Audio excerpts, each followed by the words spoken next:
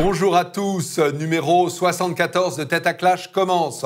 Nous avons 4 invités. Le premier s'appelle Samy Biazoni et il est co-auteur de l'essai Français malgré eux. Bonjour. D'abord, j'ai tout bon? Ok. Parfait. Le deuxième, à ma droite, François de Voyer. Il est président du Cercle Audace. Alors, le Cercle Audace vise au dialogue des droites et il est également chef d'entreprise. Tout à fait. Très bien. À ma gauche, Nicolas Gauthier. Il est journaliste à Boulevard Voltaire. Bonsoir. Mais pas que. Hein? Ok, j'en dirai pas plus. Et le dernier s'appelle Tariq Dali. C'est un habitué de cette émission. Hein. Bonjour. On peut dire, vous savez quoi, une petite dizaine de fois que vous êtes venu? Peut-être pas, mais oui, pas loin. Pas mal oui, de fois. Ok. Dans tous les cas, vous êtes conseiller en communication et porte-parole de la droite libre. Très bien, allez, rendez-vous dans quelques secondes pour le premier sujet. À tout de suite.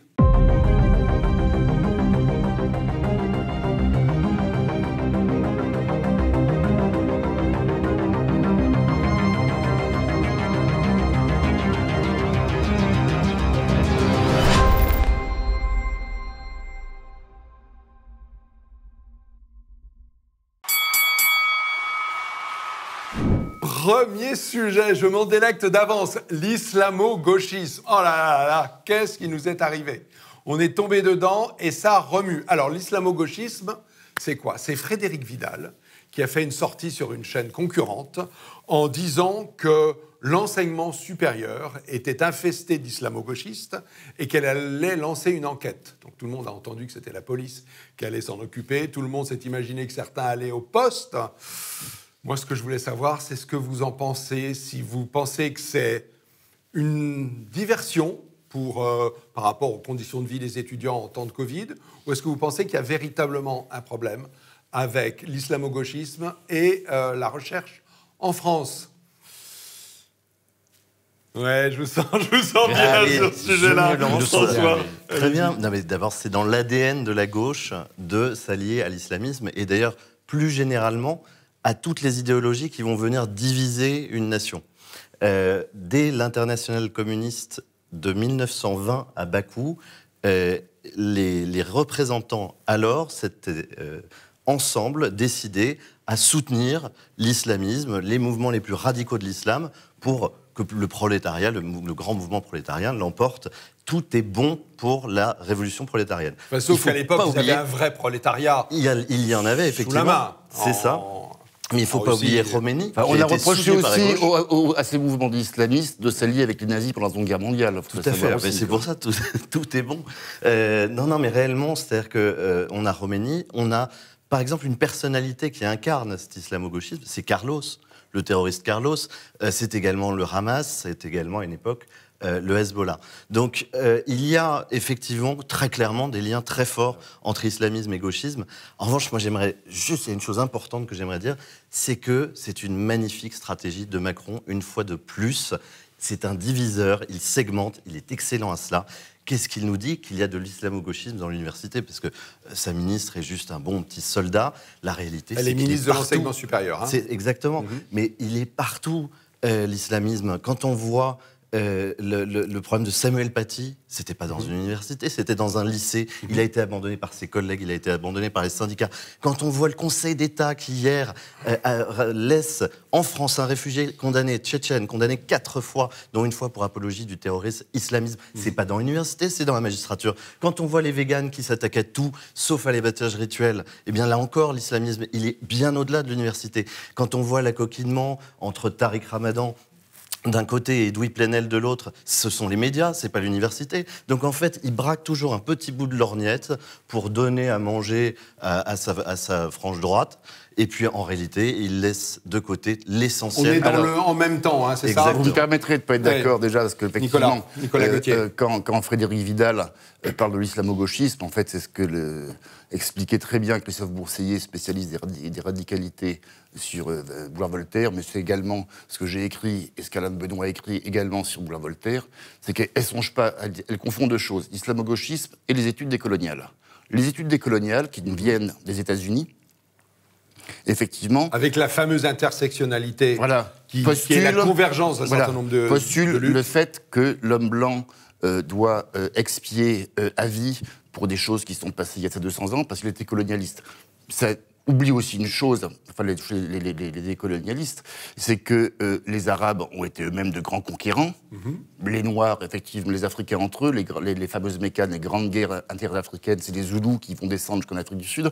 Donc à ce compte-là, tous les peuples ont été colonialistes. Mais passons. Mais là, on a vraiment un corps intellectuel structuré, avec ses représentants, eux-mêmes s'appellent les décoloniaux. L'islamo-gauchisme, c'est autre chose. Ça me fait un peu penser... Quand on accole le terme, c'est du niveau de Facho Chirac de 70. Les communistes révisionnistes étaient taxés d'hitléro-trotskisme. C'est un autre grand intellectuel, après Vidal, c'est Christian Estrosi qui parle d'islamo-fascisme. Ouais. Le fascisme est une chose, l'islamisme en est une autre. Sachant que l'islamo-gauchisme, juste peut-être un point d'histoire, ça vient de 94 ? C'est un chercheur anglais, ou c'est plutôt un trotskiste anglais, qui a synthétisé cette pensée en disant que c'était en fait le nouveau prolétariat qui allait prendre la place de l'ancien prolétariat qui était en bourgeoisie. Ça s'est vu en France avec le rapport de la fondation Terra Nova, où effectivement la classe ouvrière française, où ce qu'il en restait étant passé avec armes et bagages chez Marine Le Pen. Il y a un prolétariat de substitution qui se trouve être musulman. Mais ce terme n'est pas efficient parce qu'on a affaire à quoi ? À des alliances ponctuelles. C'est un mouvement purement conjoncturel. Alors que le décolonialisme est un mouvement vraiment structurel.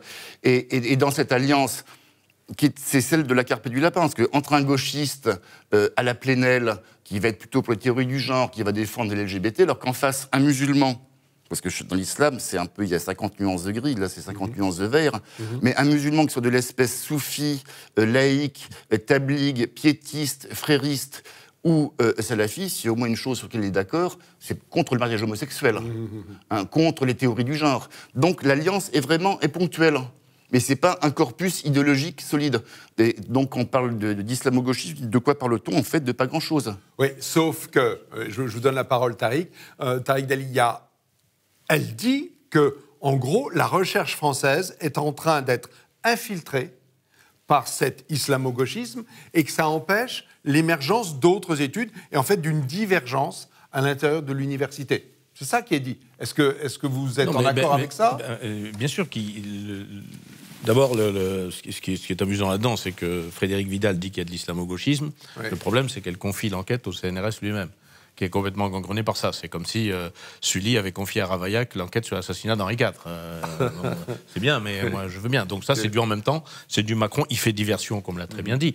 Maintenant, notre ami Nicolas, il va un petit peu trop loin. C'est qu'il y a une convergence entre différentes forces qui veulent détruire la société française. Et que ce soit les musulmans ou les islamistes, si vous préférez, et les gauchistes, ils ont un objectif. L'objectif, l'ennemi, c'est à la fois la France, la civilisation française, la civilisation occidentale, et en plus, si vous allez dans les théories du genre, etc., et tous les mouvements décoloniaux qui viennent des États-Unis, l'ennemi, c'est l'homme blanc.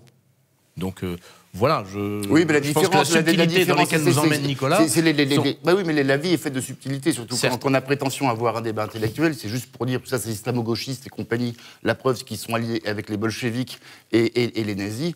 Je pense qu'on a besoin justement d'un minimum de subtilité. Et effectivement, cette alliance... On l'a vu, effectivement, le Tariq Ramadan, là, on peut parler, effectivement, d'islamo-gauchisme, parce qu'à un moment, il y a une convergence d'intérêts entre Plenel et ces gens-là, effectivement... Ce sont les convergences d'objectifs et d'intérêts. Le problème, je pense, fondamental, c'est que les islamistes et les gauchistes, avec tous les guillemets que ça présuppose, n'ont pas la même vision de la société française. Pour les gauchistes, c'est la haine de la société patriarcale à l'ancienne. On tue le père, comme on a tué Louis XVI, comme on a tué et du monde capitaliste. Du monde capitaliste, même si le gaucho-capitalisme, ça existe aussi. Ça a quand même donné libération. Ils ont démarré maoïstes pour finir avec des plages boursières. Alors que les islamistes, eux, sont plutôt, dans leur projet, c'est d'établir une contre-société, parce qu'ils n'ont que mépris pour la société française, pour ce qui est devenu la société française, effectivement, du laxisme, de la perte des repères, de l'avortement. Et ce qui reproche à cette France-là, c'est de ne pas être ce qu'elle était avant. Moi, j'ai eu l'occasion de voyager beaucoup dans les pays orientaux. Qu'on leur dit qu'on est catholique, qu'on est le péniste et patriote, ils disent « Ah, enfin un vrai Français ». Oui. Donc cette alliance, elle est conjoncturelle, mais elle n'est pas structurelle. Ah bah c'est clair. Je vais donner la Pardon, Tarek, je vais donner la parole à Samy. Je pense que beaucoup de choses justes ont été faites. Et ce qui illustre les discussions qu'on a jusque-là, c'est la complexité du débat. Effectivement, Frédérique Vidal n'a pas été claire. Elle a mélangé le post-colonialisme avec le décolonialisme et avec l'islamo-gauchisme, sans véritablement peut-être maîtriser ou en tout cas prendre le temps d'expliquer. Donc ça, c'est effectivement le début. Le terme même d'islamo-gauchisme est problématique. C'est Taguieff qui l'a popularisé en 2002. Effectivement, on date à 94 chez les trotskistes anglais. Ouais. La théorisation de l'alliance, mais politique, voilà, que vous avez très bien décrite. Et Taguieff le reconnaît lui-même aujourd'hui, le terme consacré, celui qui pose aujourd'hui problème et qui est au cœur du débat, qui devrait être au cœur du débat, c'est islamismo-gauchisme. C'est-à-dire une forme de complaisance d'une partie de la gauche, on ne parle pas toute la gauche, on parle de l'extrême gauche, vis-à-vis des formes intolérables dans notre République de l'islam politique. Donc les formes extrémistes, les formes non fongibles avec les valeurs en lesquelles nous croyons tous. Et puis ensuite dérive de ça, effectivement, un certain nombre de conséquences plus ou moins fâcheuses. Il se trouve que, pourquoi c'est Frédérique Vidal qui porte ce débat aujourd'hui ? Il n'est pas complètement isolé, je vais m'inscrire un petit peu en faux avec ce qui a été dit précédemment. Ça s'inscrit dans la continuité du débat. Je ne prends pas position pour défendre Macron, mais je redonne un peu de cohérence à ce qui s'est passé dans les faits.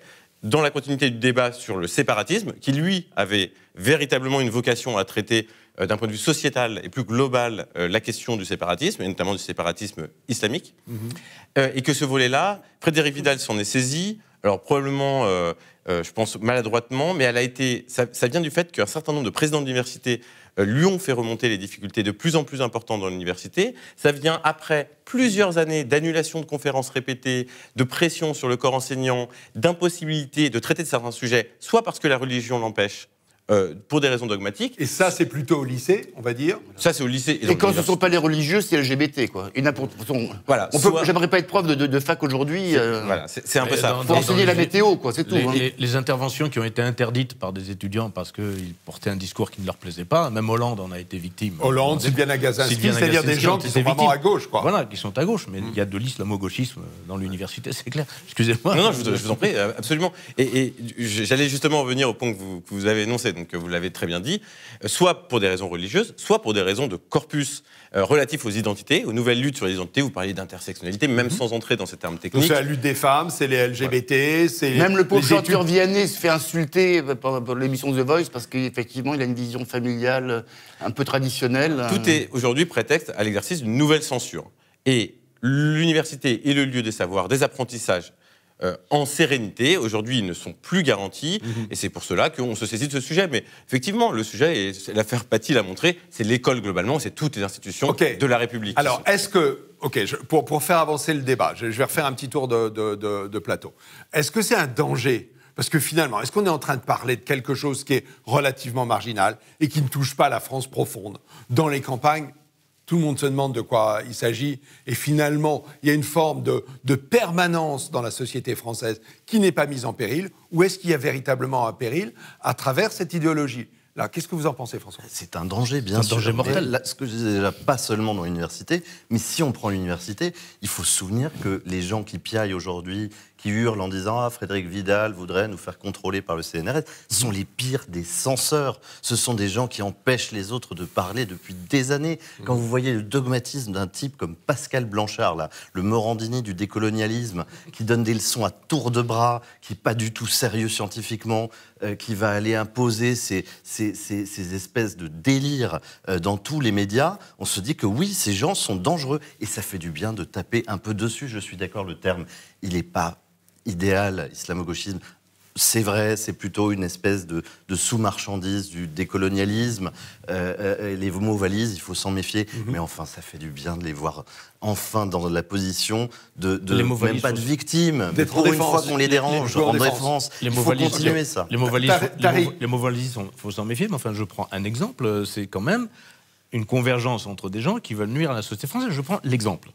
L'islamo-gauchisme, c'est l'histoire de Lyon, là, qui est parti partout, dans tous les sens, avec le maire qui veut interdire, qui ne veut servir que des repas. La viande versus... Voilà. Ouais. Bah, pour moi, c'est de l'islamo-gauchisme bien vu. C'est typique de l'islamo-gauchisme. Lui, c'est un gauchiste, c'est-à-dire, c'est un prétendu écolo, c'est un vert, c'est-à-dire, vous allez faire ce que j'ai décidé que vous feriez parce que c'est bon pour vous. Donc, il ne faut pas manger de viande. Et en même temps, il s'attire les faveurs de l'électorat musulman parce qu'il ne veut pas dire il faut que je fasse 2 repas, je ne veux pas servir de porc, machin, etc. C'est un sujet qui est discutable parce qu'en réalité, il ne date pas du nouveau maire, il date de l'ancien maire. Et Tariq, je suis convaincu simplement, c'est uniquement à droite qu'on a des pudeurs de gazelle, parce que la gauche, elle ne se gêne pas pour les mots, les concepts flous et les mots valises. Hein. L'islamophobie, le racisme systémique, etc. Ça, ils nous en fabriquent comme fasciste, N comme nazi, à bas le Front National. Et là, d'un coup, puissant comme raisonnement. Nicolas Gauthier, vous pensez que c'est un vrai problème pour la société française ou c'est un sujet marginal? Je pense que c'est un véritable problème, mais qu'on confond les conséquences et les causes. Je pense que c'est ce qu'on appelle l'islamo-fascisme, faute de mieux, on va garder ce terme-là pour la fin du débat, n'est qu'un symptôme. C'est pas pour rien que le décolonialisme... L'islamo-fascisme par rapport à l'islamo-gauchisme. L'islamo-gauchisme, excusez-moi. Tout ça nous vient effectivement, mais comme toujours... de l'américanisation de la France, là, il se trouve que même notre islamisation de la France est américanisée. Pour moi, le plus beau symbole, c'est le quick halal. Pas oublier, effectivement, et à partir du moment où on a, avec la béatitude des milieux universitaires français, accepté que se déversent tous les égouts de l'université américaine chez nous, le communautarisme en étant le principal objet d'importation, il ne faut pas s'étonner qu'après que toutes les tendances communautaires se greffent là-dessus. Donc c'est un symptôme. Et moi, ce qui est vraiment inquiétant, c'est que je vois poindre en France une société comme ce qu'on est en train d'observer aux États-Unis, où il y a 2 Amériques qui ne se côtoient plus, qui ne se parlent plus. Mais pour autant, pardon, mais est-ce que c'est pas... Et je suis inquiet de voir, par exemple, qu'en France, maintenant, les gens ils vont écouter uniquement leur radio à eux, uniquement lire leurs journaux à eux. Ah non, moi je regarde pas tel ou tel truc, je regarde pas TV Liberté, surtout pas TF1, ah non, jamais France Inter. Et ce qui fait que l'université, qui est le lieu du débat, la société, l'agora est le lieu du débat, il y a le fameux vivre ensemble qui est en train de disparaître. C'est comme si les Français n'avaient plus envie de vivre ensemble, chacun vivant de son côté. Mais ça tombe pas du ciel. Je vais poser une question, Samy. Est-ce que ces études, parce que vous semblez regretter qu'il y ait des études de genre, qu'il y ait des études sur la féminité, qu'il y ait des études sur les colonies, leurs bienfaits, leurs méfaits, vous semblez regretter ça, Nicolas? Mais ce que j'aimerais, c'est qu'il y ait des études sur le genre, pourquoi pas, à condition qu'on puisse faire des études de contre-genre. Sur la colonisation, il y a 1000 choses à dire. Mais vous le regrettez que ce soit arrivé dans l'université? Ou est-ce que finalement, il est normal d'arriver à ces sujets-là dans une société qui s'est libérée, où la domination de l'homme sur la femme s'est un petit peu enlevée, soulevée? Ce que je regrette, c'est pas tant ces travaux, et de toute façon, quand bien même je le regretterais, quand même nous le regretterions, il relève de la liberté académique que de traiter des sujets que les universitaires choisiront de traiter. Donc ça, il faut le poser comme prolégomène et comme acquis. Maintenant, ce que je regrette... Prolégomène. Alors, vous savez, ça fait 74 émissions, c'est la première fois. Mais c'est bien, merci, prolégomène. Ça signifie en creux que mon propos va être long. C'est embêtant. Il nous prépare. Je plaisante, bien sûr, je synthétiserai. Même si c'est un sujet infiniment complexe. Oui. Le premier point, ce que je regrette, c'est le fléchage budgétaire. Contrairement à ce que d'aucuns disent, en fait, on constate une inflation extrêmement importante et extrêmement rapide de ces travaux. Et ces travaux se font toujours au détriment d'autrui. Récemment, Keppel disait « L'islam regorge de pans inexplorés en art, en culture, en poésie. Il n'y a plus aucun budget pour effectuer une thèse ou un travail de recherche. Aujourd'hui, les priorités des budgets européens vont à ces études. Donc on va traiter... Donc les études de genre, les études post-coloniales de race, de subalternité, ce qu'on appelle les cross-studies. Et ça ne fait une fois de plus que dresser les musulmans contre les autres populations et vice-versa. Ça, c'est une conséquence. C'est encore plus regrettable. Mais déjà, au départ, on a effectivement un phénomène d'arbitrage entre les disciplines, et ça, c'est quelque chose qu'on peut regretter. D'autre part, effectivement, on est au cœur des sciences sociales, et les sciences sociales les plus politisées. Et on l'a vu aujourd'hui, c'est un peu la définition des sciences sociales, d'être politisé. Mais vous savez très bien, ça s'intéresse à la société. On a le recul de ce qui s'est passé dans l'université française avec tous les travaux marxistes. 2/3 des thèses aujourd'hui ne sont plus du tout lues, n'ont servi à rien, parce que beaucoup n'avaient pas la rigueur scientifique qui s'imposait. Ce qui ne veut pas dire que toutes les études marxistes étaient non nécessaires. Et c'est encore une fois, on se retrouve dans la même situation. Apprenons des erreurs du passé.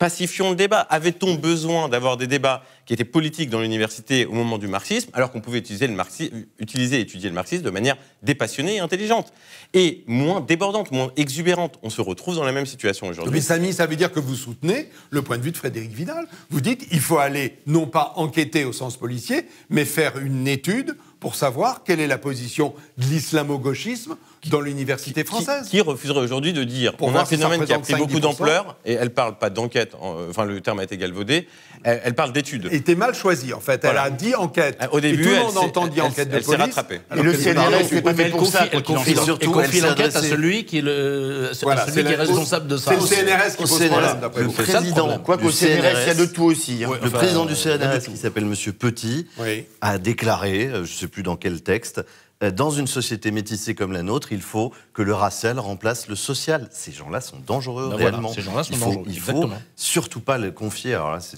Et c'est une vision éminemment raciste de la société. Mais bien sûr, Parce qu'on ce veut sont plus des que ça racialistes, reste. ces gens.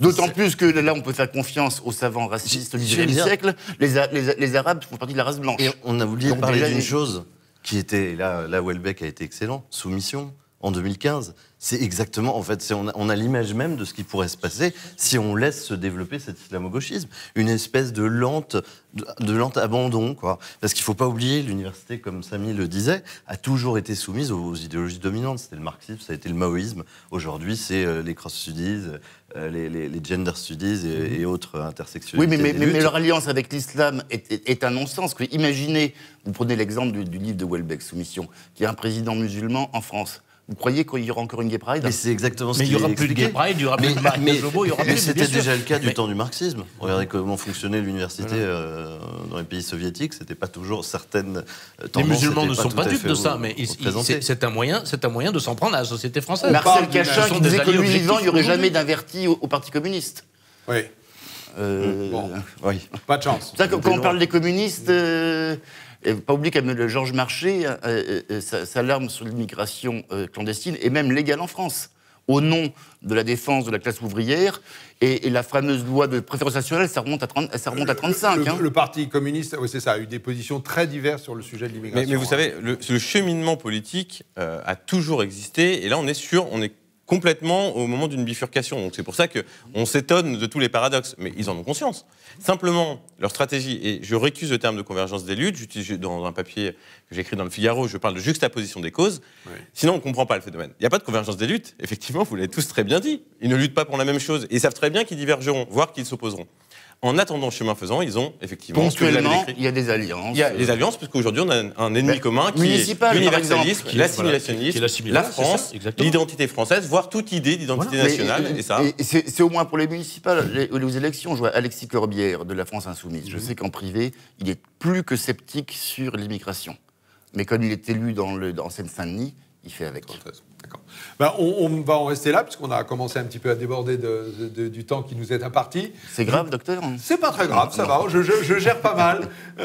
Mais j'ai quand même des impératifs, j'ai un boss, moi, ici. Allez, on se retrouve dans quelques secondes pour le sujet numéro 2. À tout de suite.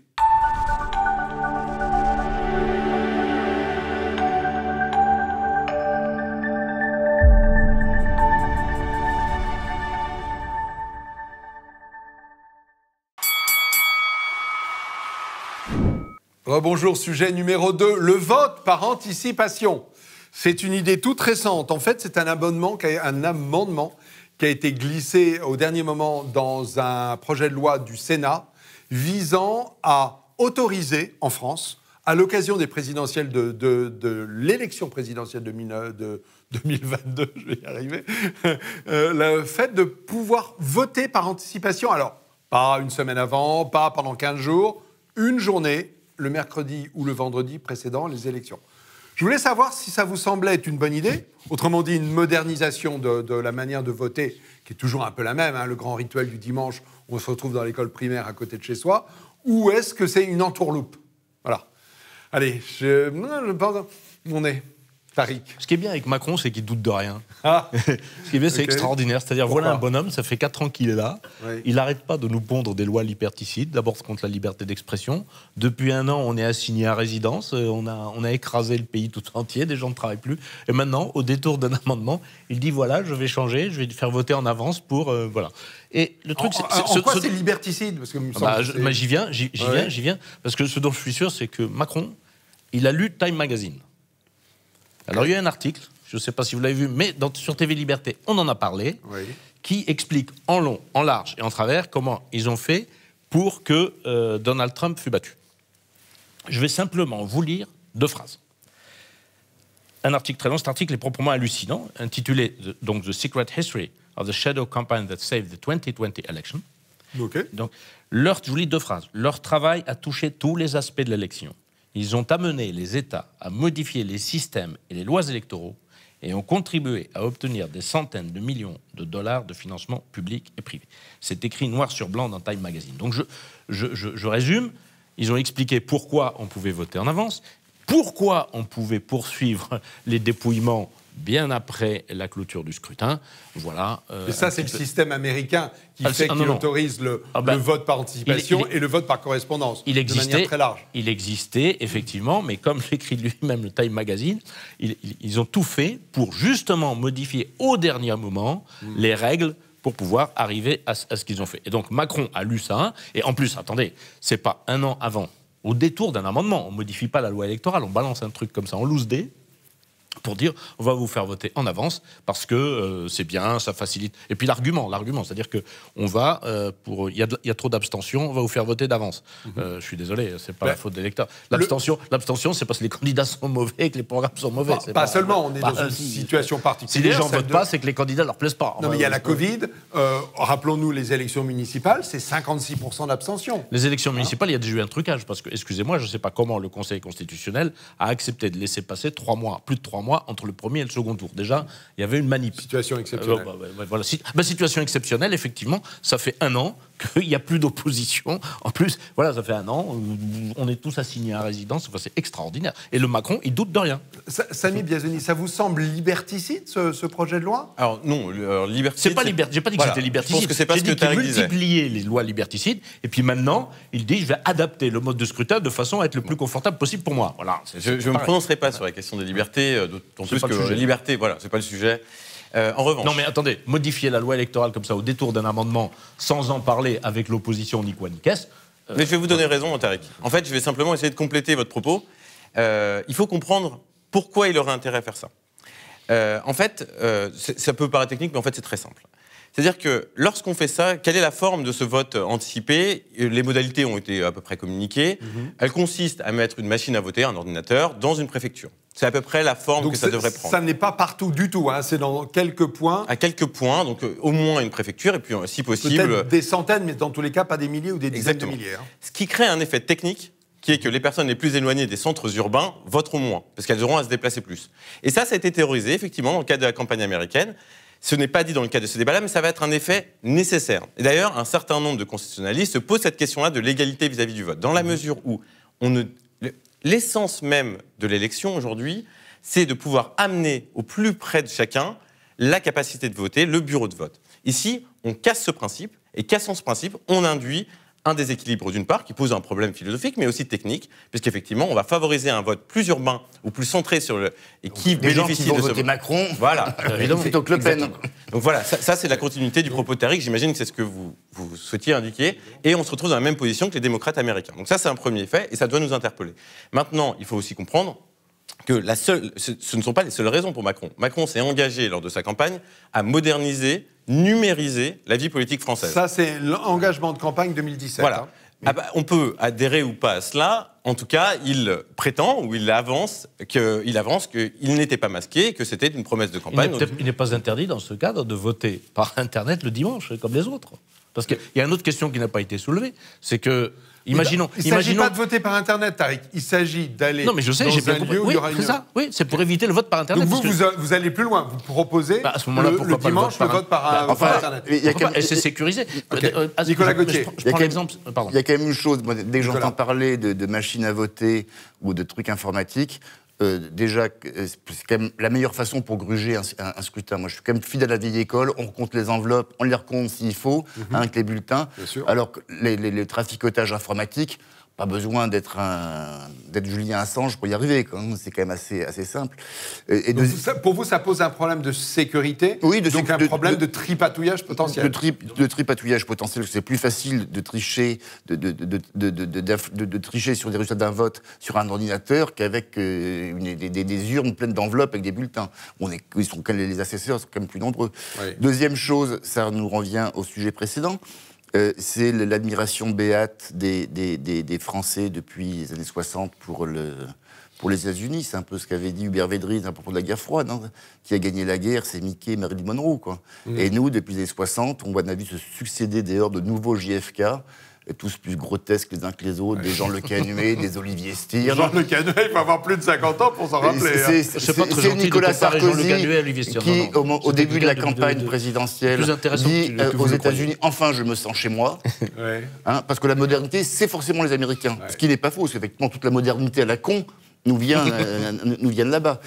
Et juste pour finir, quitte à tripatouiller les modes de scrutin, il y a une promesse autrement plus importante qu'elle n'a pas été tenue, c'est l'instauration de la proportionnelle. Parce que qu'on soit lepéniste ou mélenchoniste ou écologiste, c'est vrai que l'Assemblée telle qu'elle est ne représente pas la réalité sociopolitique de la France. Et ça, c'est quand on voit que deux, trois partis ont à eux seuls quasiment tous les sièges, alors qu'ils représentent à peine 20% de l'électorat. C'est très simple, il y a 18%. C'est pas ça. 18% de l'électorat pour En Marche et 20% pour toutes les oppositions. Voilà l'Assemblée. Que le Front National... Ça, c'est le défaut du système majoritaire 5e. Non, c'est plutôt le défaut du tripatouillage de Jospin-Chiracien de 2000, qui a supprimé les élections législatives avec les amis 5 semaines après la présidentielle. Le président élu désigne des députés à sa botte. Mais déjà, le quinquennat, c'était pour faire comme les Américains. Regardez des Sarkozy avec ses conférences de presse, parce que ces gens-là regardent trop de séries télé, et qu'on parle d'influence. Effectivement, il y a une influence islamiste en France, mais l'influence des séries télé qui vous balancent. Je ne sais pas si j'envie tant que ça les Italiens, et avec leur système proportionnel. Qu'il y ait une dose de proportionnel peut-être. Et je suis pas sûr que la proportionnelle soit la complètement bidon. Non, mais la proportionnelle intégrale, c'est Israël. Politique qu'on a aujourd'hui. Et c'est pareil, avec des gouvernements qui sautent tout le temps. Et des coalitions. Mais en Allemagne, il y a une proportionnelle. Je n'ai pas l'impression que ça dérange beaucoup. Je suis pas sûr que la culture française et nos expériences n'étaient pas si bonnes. Pour revenir au vote anticipé, moi, je ne pense pas que ce soit une entourloupe de Macron. Je pense que c'est d'abord l'incompétence d'En Marche. Ils sont mauvais. Ils sont mauvais. C'est un élément de jamais négligé. Ça allait être retoqué par le Sénat. Ça l'a été. Ça a été bâché. Alors là, puis, de toute façon, ça a fait une polémique, d'ailleurs. Je pense que Macron n'avait pas besoin de ça. Il y a une réalité, en revanche. C'est que 100 millions d'Américains ont voté là en 2020. Par correspondance. C'est gigantesque. Plus de 50%, oui. 150 millions, il y a plus quasiment les deux tiers. Et ça a permis à plus de citoyens de s'exprimer. Ça n'a pas été la manipulation du système Biden. Je veux dire, ça a commencé en 2004, le vote anticipé, et ça n'a cessé de se développer.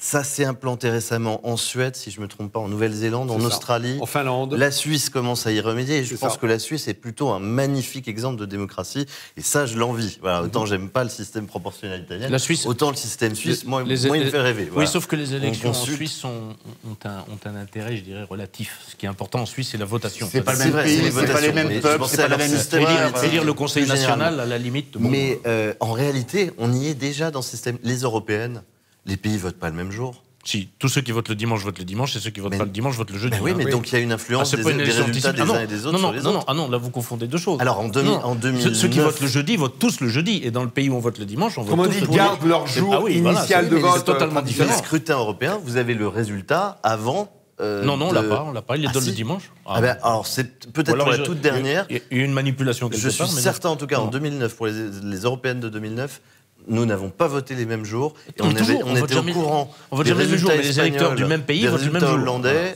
en France, et ça influence. Enfin, cela dit, on ne voit pas vraiment l'intérêt qu'il y a à réparer un objet qui n'est pas cassé. Mais tout simplement, est-ce que c'est pas une question de modernisation, de rendre la possibilité de voter? Mais c'est une question d'égalité du vote. Excusez-moi. Mon propos. Ce que je veux dire surtout, c'est que si on était une démocratie sûre d'elle, s'il n'y avait pas imaginez, il y a seulement 27% des Français qui aujourd'hui ont confiance dans le système démocratique.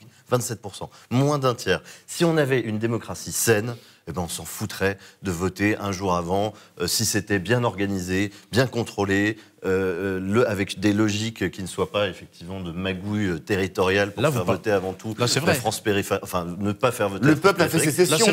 Non, mais là, c'est vrai. Exactement. La réalité, c'est que c'est vis-à-vis des notre politiques démocratie et même des grands médias. Hein. est en train de crever. Lorsque vous voyez, j'ai redit le chiffre tout à l'heure, lorsque vous voyez depuis 4 ans, depuis 4 ans, le pouvoir exécutif est détenu par 18%, qui représente 18% des électeurs inscrits.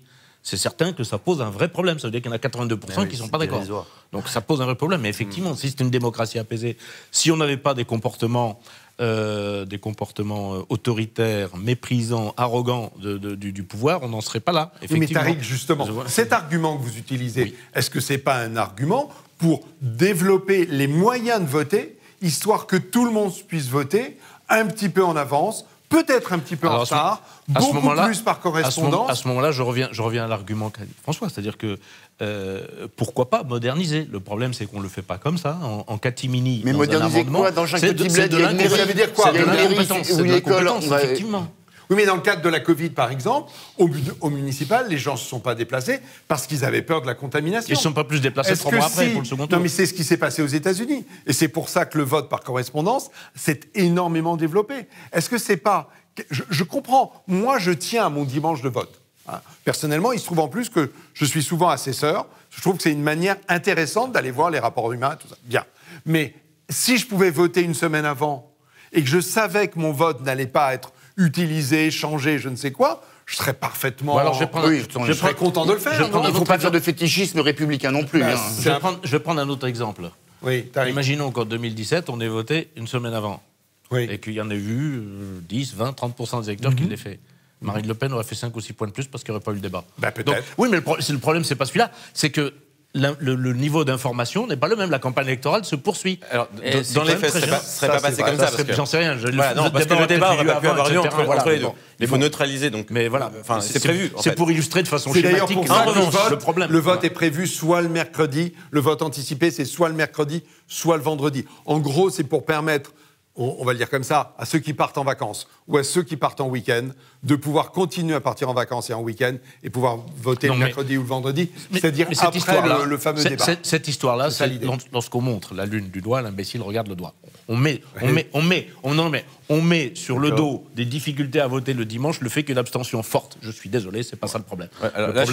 L'abstention, c'est parce que les candidats sont mauvais, les programmes sont mauvais. Ou parce que le peuple n'y croit plus. J'étais d'accord jusqu'à la conclusion.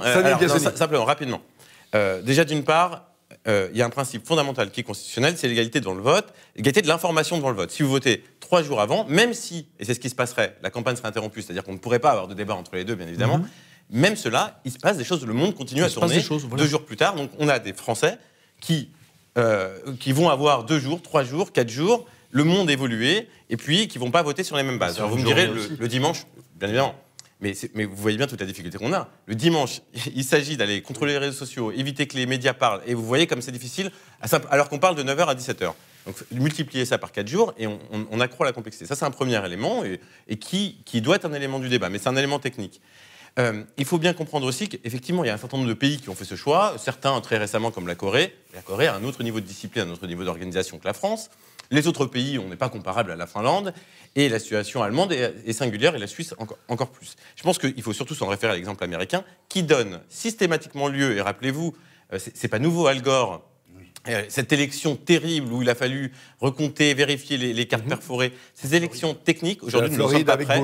Et je ne vais pas le dire moi-même, je vais me ranger sous la plus haute autorité. Les troupes de Kennedy ont bourré les urnes contre Nixon. À Chicago. Qui est Darmanin. Darmanin disait il n'y a pas si longtemps, nous ne sommes pas prêts à déployer le vote électronique. Donc l'État français n'est pas prêt. Ça demande, c'est très compliqué sur un État avec autant de votants que la France. Donc tout n'est pas duplicable. Donc aujourd'hui, nous ne sommes pas prêts. Et si c'est fait, il faut bien comprendre, ce sera fait à minima via ces machines de vote, ces lieux. Donc on n'aura pas une vraie expression démocratique, organisée, numérisée.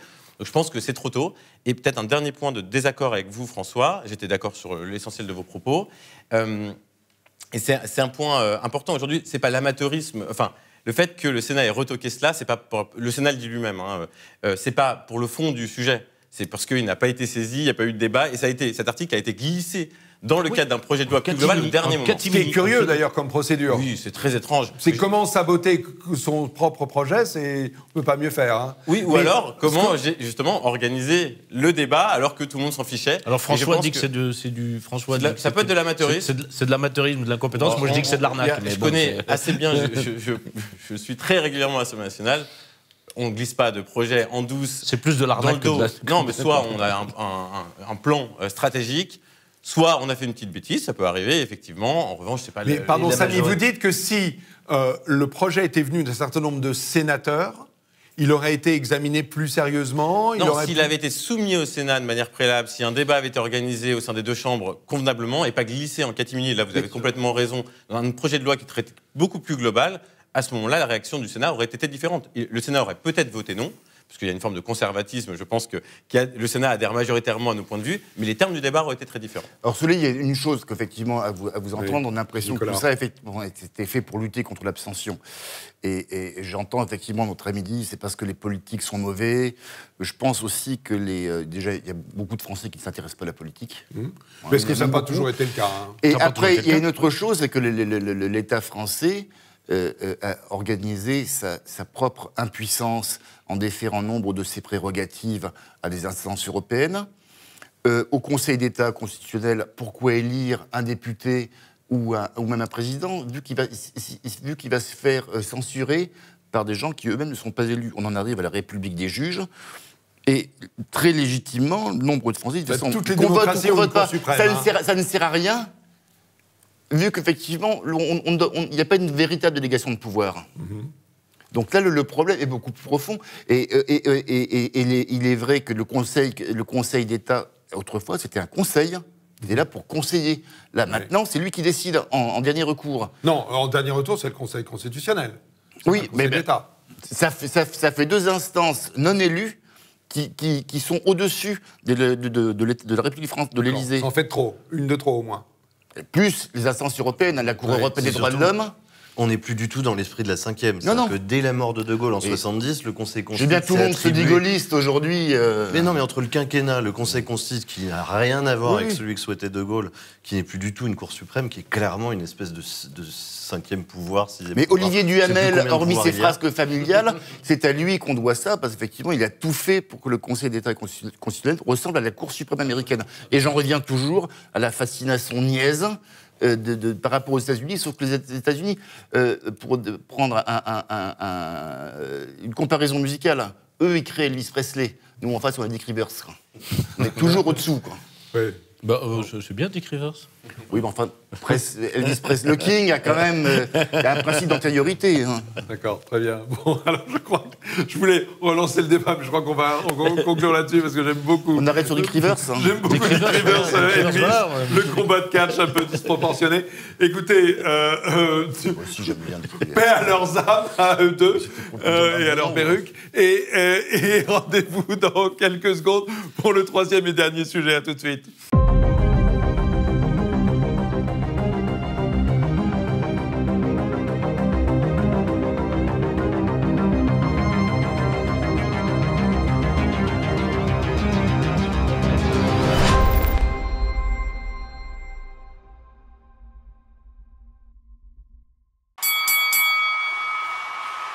Troisième et dernier sujet de ce beau tête à clash. Vous remarquerez avec moi que nos invités sont de qualité.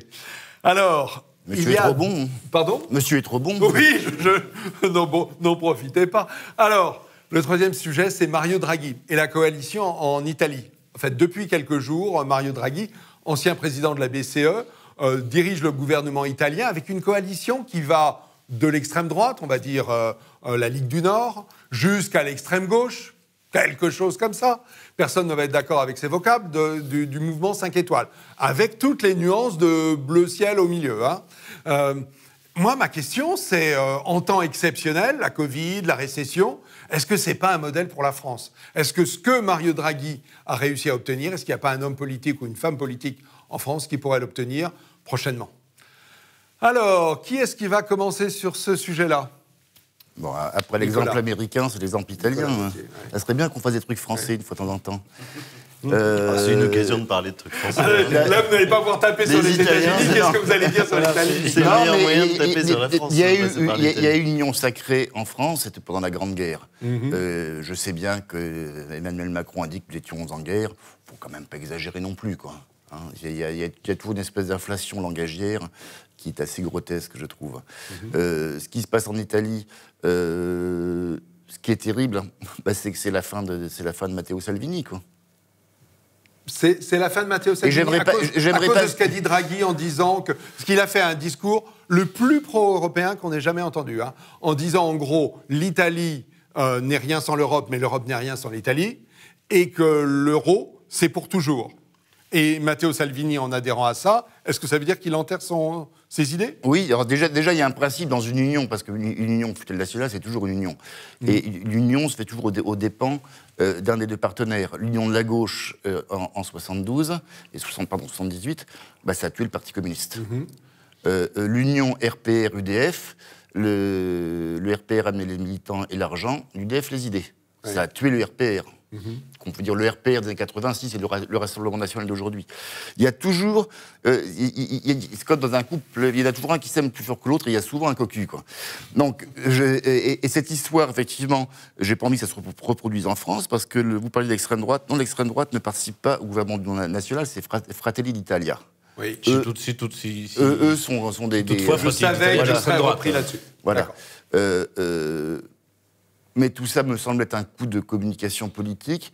Salvini essaie de se raccrocher aux branches parce qu'il a fait son coup de poker très hasardeux de vouloir provoquer des élections. Il a perdu. Après, il y a le mouvement 5 étoiles. Enfin, tout ça me ressemble plus à un coup de com politique et je vois pas en quoi on pourrait s'en inspirer en France. Et je vois pas est-ce que Macron fera un gouvernement avec Yannick Jadot et Marine Le Pen? Je ne sais pas. La question, c'est, je me tourne vers vous, Samy, est-ce que cette situation exceptionnelle en Italie, je rappelle les chiffres, 100 000 morts à aujourd'hui, donc beaucoup plus qu'en France, alors que la population est bien plus petite, et moins, en gros, 9% de récession. Donc un plongeon exceptionnel d'un pays qui pourtant ambitionne d'être la troisième puissance économique européenne. Est-ce qu'il n'y a pas là des circonstances qui font qu'il est légitime d'avoir une large coalition pour remettre le pays en ordre? Je pense qu'il faut bien comprendre que, effectivement, ce qui se passe en Italie, désolé, j'ai failli dire États-Unis. Ce qui se passe en Italie... C'est à cause de lui, Nicolas. L'anti-Amerloc. Mais on va se recentrer en Europe. Oui. Effectivement, c'est la situation d'un pays qui a besoin qui avait émis la volonté, et le président italien s'en cache pas, de redonner un souffle à l'Italie dans une situation très difficile. C'est la situation que vous décrivez. C'est aussi 450 000 emplois détruits l'année dernière, juste sur l'année 2020. C'est un chômage endémique, c'est un plus faible taux de vaccination des pays développés, 1 million de personnes, 1,3 million de personnes il y a encore quelques jours. Donc l'Italie est à la traîne et il fallait marquer, et là je reviens à ce que vous disiez très justement, il fallait marquer une forme de reconstruction. Et dans le vocabulaire employé par Draghi, on se veut être les reconstructeurs. C'est un New Deal quelque part en Italie. Donc on prend une personnalité fédératrice. Alors le grand paradoxe, vraiment le parangon, alors désolé pour le terme, c'est peut-être aussi terrible. Fédératrice, ça a déjà été cité. Mario Draghi est très clivant aussi. De la technocratie. Pour nombre d'Italiens, c'est le diable. Oui, de la technocratie. À cause de la BCE. Oui, et arrêtez-moi si je me trompe, c'est Goldman Sachs aussi. C'est l'ancien directeur du Trésor. Qui n'est pas tout à fait une entreprise de bienfaisance. Bon, ça pose surtout des problèmes au mouvement 5 étoiles. Donc j'en viens maintenant à votre question plus précisément. Une fois qu'on a dit ça, je ne crois pas du tout à un modèle de ce type-là. On fait de la politique pour avoir des convictions et pour amener un pays sur un chemin historique.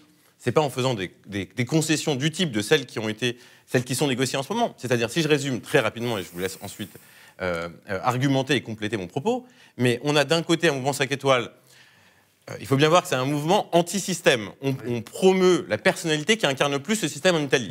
Comment on fait passer la pilule? En négociant un super ministère de la transition écologique. Voilà ce qui a été promis. C'est pas des accommodements, ils ont baissé leur froc, comme Salvini. Il l'avait déjà fait l'année dernière. C'était ça, exactement, il n'y a rien de nouveau. En réalité, on a changé 5 étoiles, il y a eu oreille en Italie. Pardon, est-ce que c'est pas du réalisme, François Devoyer? Est-ce que c'est pas arrivé, quand on est un homme politique, à exercer le pouvoir et à être pragmatique? Pour moi, c'est tout ce qu'il ne fallait pas faire. Voilà, c'est exactement pour tout le monde. Okay. C'est-à-dire qu'on a d'abord l'influence claire de l'Union européenne, à travers Draghi, bien sûr, qui en est espèce d'idéal type. Ouais. Eh bien oui, l'Europe, son rêve, c'est des grandes coalitions partout. Il faut surtout plus qu'il y ait de partis, de débats. Il faut que tout le monde soit d'accord. Plus qu'il y ait de qu'on fasse une politique. espèce de grand magma où tout le monde se noie dans une vision technicienne de l'avenir de l'Europe. Voilà. Alors pour ça, c'est réussi. Salvini, il est tombé en plein dedans dans le panneau. Mais alors là, c'est l'écroulement. Je suis parfaitement d'accord avec toi, Nicolas. Salvini est mort. Qu'est-ce qu'ils ont eu comme ministère ? Vraiment une blague. Hein. Le tourisme. Oui. Alors, vu l'état du tourisme en Italie en ce moment, autant vous dire que le chantier va être compliqué. Les personnes handicapées et le développement économique. Attention, hein, c'est pas Bercy, hein, c'est le développement économique. Okay. La réalité, c'est que Salvini est en train de disparaître, et tu as fait un très bon lapsus dans la présentation, on redevient la Ligue du Nord. Oui. Ça n'est plus la Lega. Oui. On reprend, en fait, c'est Giorgetti, l'homme fort aujourd'hui du nouveau gouvernement, de la Lega, qui redevient la Ligue du Nord. Giorgetti, c'est l'homme de l'industrie pro-européenne de ce nord de l'Italie, qui a beaucoup souffert du Covid, plus en réalité que le sud de l'Italie. Et donc, c'est lui qui va reprendre les manettes. Et en revanche... C'est la revanche Umberto Bossi. Exactement. Ça, c'est à étudier attentivement pour Marine Le Pen, parce qu'en ce moment, la Lega cherche à rentrer au PPE, donc à se rendre... donc elle risque de perdre un allié de poids. Elle devrait aussi regarder l'immense dynamique de Meloni. Giorgia Meloni, donc Fratelli d'Italia, qui, elle, au contraire, a décidé d'être une vraie opposante. Et de ne pas être dans ce gouvernement. Et de ne pas être dans ce gouvernement, d'une part, mais de continuer à ne pas se laisser embarquer dans une espèce de ramollissement général sous prétexte qu'il y aurait un consensus ou médiatique ou politique. Donc je pense que c'est un enseignement intéressant pour Marine Le Pen. Simplement un point de précision, c'est très important si on ne comprend pas la situation italienne qui paraît complètement absurde. En fait, effectivement, ce que tu décris très bien, c'est que la Lega, c'est en prenant finalement un espace politique important, c'est normalisé. Et donc aujourd'hui est tiraillé entre deux pôles, qui sont un pôle européiste, qui est plutôt un pôle de milieu d'affaires, et son pôle souverainiste, qui est nationaliste même, qui est son origine. Et effectivement, Salvini a dû composer, et il est tiraillé, c'est-à-dire qu'il risque la scission à plus long terme que le mouvement 5 étoiles, qui est encore plus tiraillé. Il y a déjà des élus qui sont partis. Bien sûr. Comme Mitterrand en 83, le démon de la rigueur.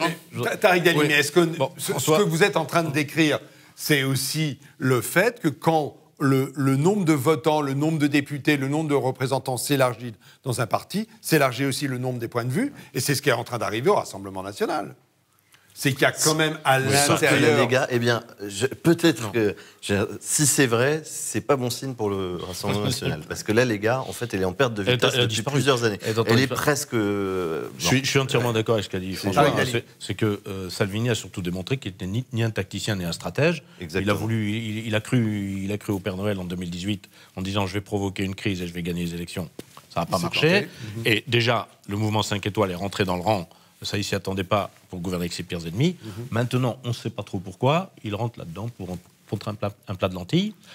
Naturellement, effectivement... 5 étoiles, c'est le troisième gouvernement auquel il participe. Exactement. Deux Conté, un Draghi. Absolument. Et Giorgia Meloni va lui manger la laine sur le dos, j'en suis convaincu. Et Giorgetti de l'autre côté. Il va se faire bouffer absolument. Des deux côtés. Alors maintenant, je reviens à la question, puisque la question, c'est un modèle pour la France. C'est la pire des choses. Je crois que c'est François qui l'a dit. C'est-à-dire qu'une démocratie, c'est une majorité, une opposition. Alors, en Allemagne, ça fait...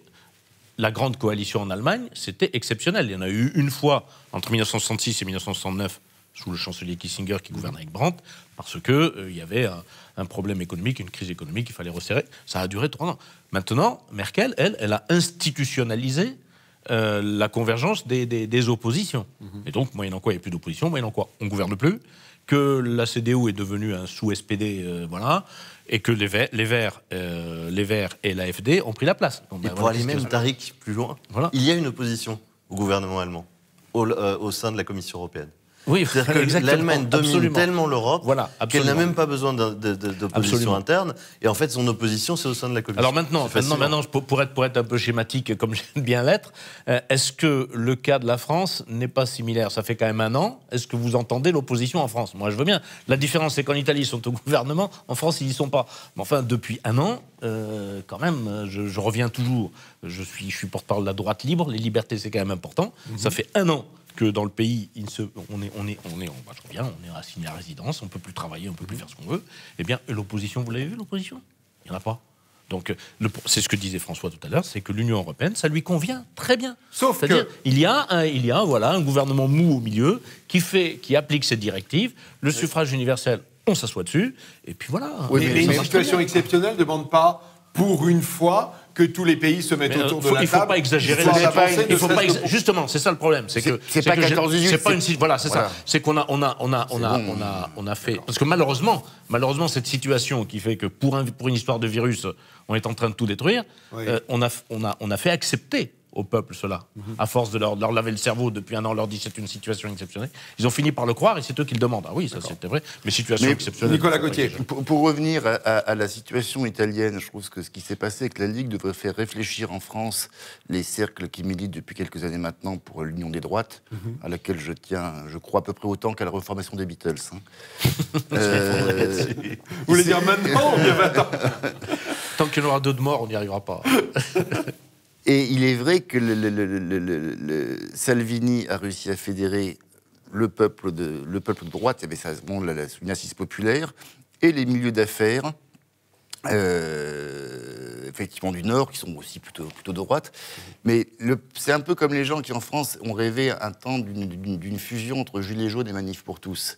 Ces gens-là peuvent avoir les mêmes idées, mais ils n'ont pas les mêmes intérêts de classe. Alors, il faut voir, la Manif pour tous, c'était le Grand Ouest catholique qui ont fourni les plus gros bataillons. La Bretagne sont des gens qui ont fait un truc extraordinaire avec la Manif pour tous, mais quand il faut voter, ils ont voté Macron comme un seul homme. Parce qu'il leur manque une incarnation. Voilà, je suis d'accord Donald Trump avec a vous. réussi. La droite, c'est l'incarnation. Tant qu'on n'a pas de figure qui incarne justement... vous en avez une. Les gilets jaunes, etc. Je sais bien que c'est la chasse aux Dahut depuis des années. Il faudrait une vraie candidate ou un vrai candidat. Vous avez quand même eu une qui est quand même... Le Rassemblement national, je sais bien qu'il est de bon ton dans certains milieux de droite de taper à front raccourci sur Marine Le Pen, surtout après son débat. Bon, elle a raté son débat. Mitterrand a raté le sien en 1974. Chirac a foiré. Je pense que son problème, c'est pas son débat. Moi, je pense que l'erreur stratégique, ça a été de ne pas se tenir sur les 2 jambes qu'elle avait, Florent Philippot et Marion Maréchal, la gauche, entre guillemets, et la droite. Et ça faisait un vrai équilibre de rassemblement. C'était un véritable en même temps, c'est vrai. Voilà, mais cohérent. Il n'empêche qu'il y en a un qui est parti et l'autre qui a arrêté de faire qui a décidé d'arrêter de faire la politique. J'aime bien votre enchaînement parce que je voulais aller vers ça. Si Marine Le Pen est élue en 2022, il est peu probable qu'elle ait une majorité à l'Assemblée nationale. Si elle n'a pas la majorité à l'Assemblée nationale, il devra bien y avoir un gouvernement de large coalition.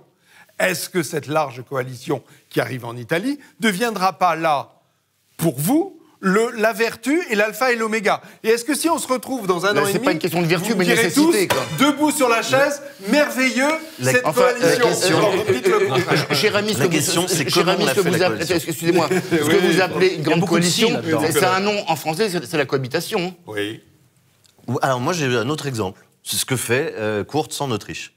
Parce qu'elle a été bien négociée, cette coalition. Les écolos gardent leurs affaires écolos, et en gros, Kurz garde le régalien.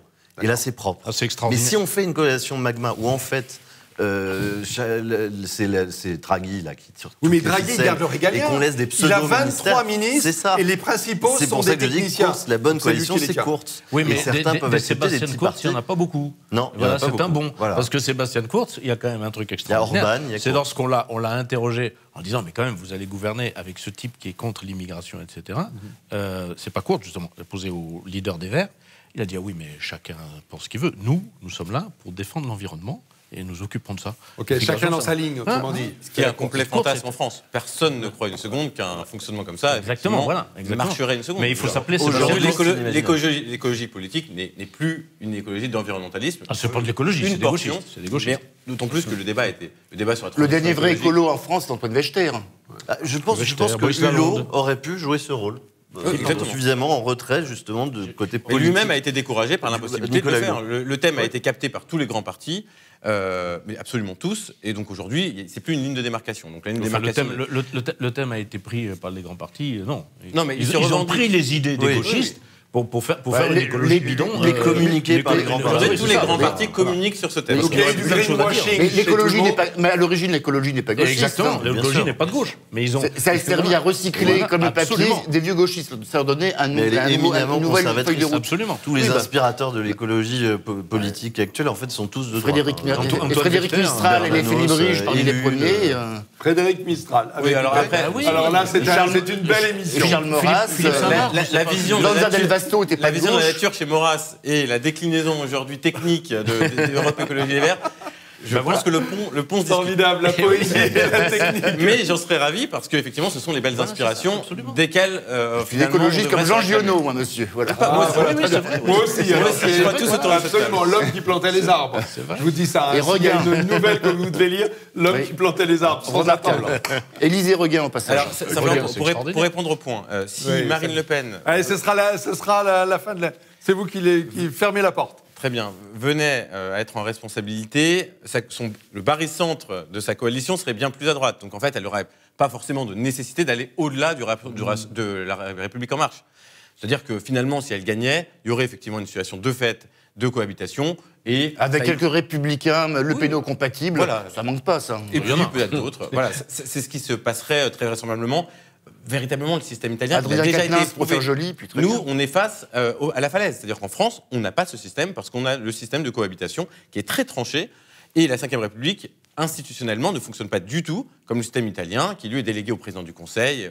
Le parlementarisme. Avec ce que disait François, c'est qu'ils sont dans un système proportionnel qui incite effectivement à ces coalitions, ce qui n'est pas le cas du système français. Absolument. Pour le moment. Et on voit bien véritablement les limites pour boucler avec ce qu'on évoquait tout à l'heure, de la stricte proportionnalité. Alors je devrais plutôt montrer François, parce que Tariq est plutôt pour.